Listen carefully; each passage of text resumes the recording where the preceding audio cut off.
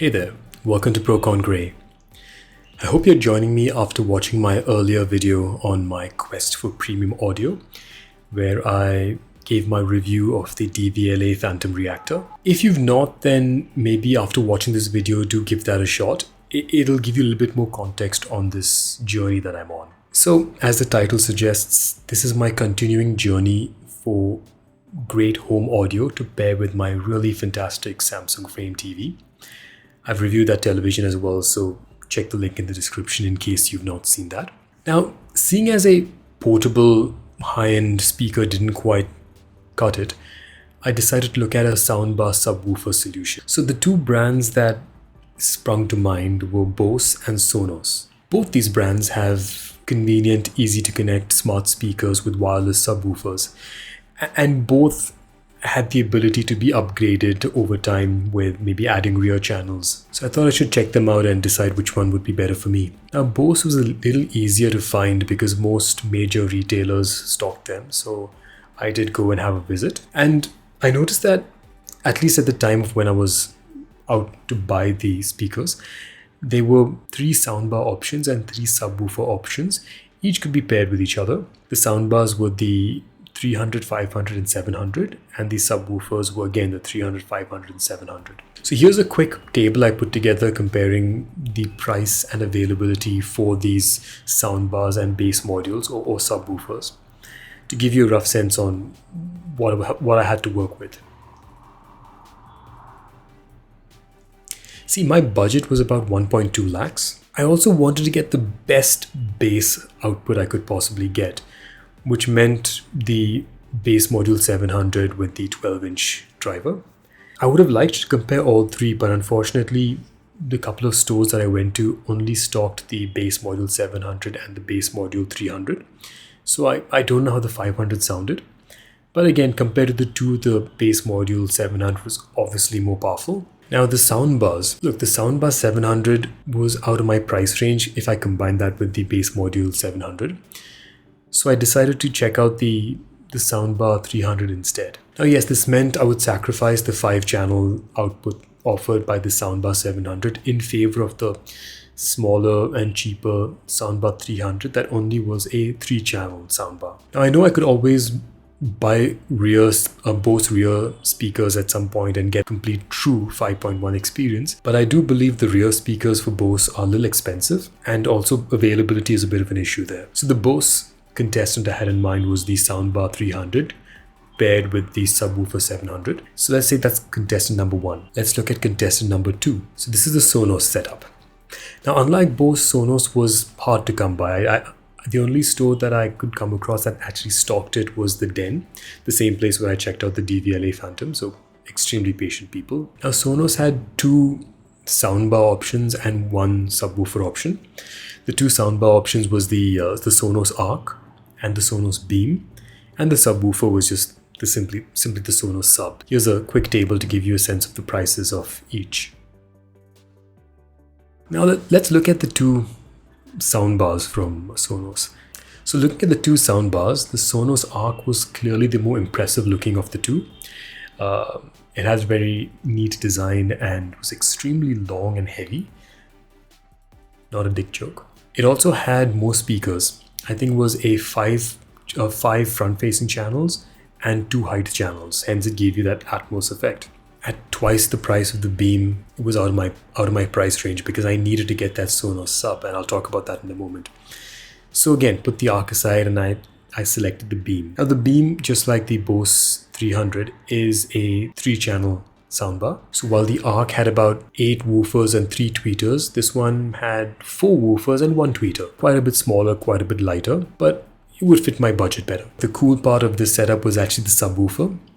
So the Sonos Sub is very polarizing. It's designed, look, some people like it, some people hate it. I was one of those that really liked it. I found it was something like modern art that you can put in your living room and be proud to show off, as opposed to typical subwoofers where you want to hide them in a corner. This looked good. And what's interesting is, unlike the Bose unit, which was a nice big 12-inch bass driver, These are much smaller drivers. I don't remember the size, but if I do, I'll just pin it somewhere in this portion here. So these are much smaller bass drivers, but were set up in a force cancelling position. So essentially, when one driver drives this way, the other driver drives in the opposite way, and therefore essentially cancelling out any vibrations. I placed my hand on the Sonos sub, and you could barely feel anything. It was rock solid and didn't move. So it genuinely cuts off almost all vibrations. So very cool design. But cool design and smaller drivers doesn't mean it has great bass output, right? But actually no, it does. So the trick is on the Sonos app to pump up the bass to its max setting, and boy does this subwoofer kick. It was very impressive. So now we have it. Contestant number 2 is the Sonos Beam and the Sonos Sub versus contestant number 1, which is the Bose Soundbar 300 and the BassModule 700. So comparing the two, let me start with looks. In terms of looks, I'll give it to Bose. While I genuinely liked the Sonos subwoofer design, the Beam was fairly uninspiring to me, but the overall clean look of the Soundbar 300 and the BassModule 700 kind of looked a little nicer on the whole. So again, looks wise, I would give it to Bose, but it just won by a small margin. In terms of price, the Bose is actually a little cheaper than the Sonos, as you can see. So that's definitely an advantage. Now the next parameter is expandability or upgradability. So in this, the Sonos wins hands down. See, in the Bose, you can add rear channel speakers, but again, availability for those is doubtful, and it's also a lot more expensive. Sonos, on the other hand, is true modularity and something that maybe other speaker manufacturers should aspire to be. So you can pair a multitude of different speakers to this home theater setup, and some of them start fairly reasonably priced as well. So for example, the IKEA Sonos branded speakers, fairly reasonably priced and pretty good quality as well. And you can buy 2 of those and pair that to the Sonos system as well. You can even add a second Sonos sub, which sounds awesome. The next and possibly the most important parameter is sound quality. This is tricky because again, it's very subjective. What sounds good to me might not sound good to you. Also, adding a little bit more complexity to this, I demoed them in different environments. In the case of the Bose, I demoed it in a fairly crowded store. In the case of the Sonos, I demoed it in a very quiet, sound-treated environment in a more high-end store. So that also makes it difficult to be objective, but I'm going to give it a try. Based on demoing movies and music on both the Bose system as well as the Sonos system, I have to say I do have a favorite, but it's not going to be an answer any of us like. See, I liked the Bose Soundbar 300 and I liked the Sonos Sub. I know. So the Bose Soundbar sounded crisper, dialogue sounded clearer to me. It sounded richer, if you will, to me.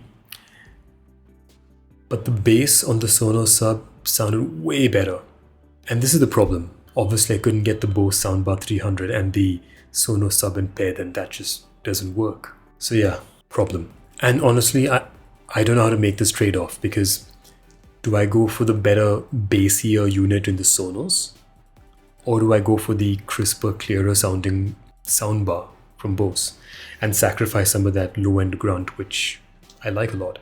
Oh gosh, this is tough. On the one hand, Bose is also cheaper by a bit. On the other hand, Sonos is also more expandable by a lot. Though the Sonos is a complete Wi-Fi solution, so if at any point my Wi-Fi does cut off, I can't use it. Whereas the Bose also has Bluetooth, as all speaker systems should. So I have a fallback just in case Wi-Fi doesn't work.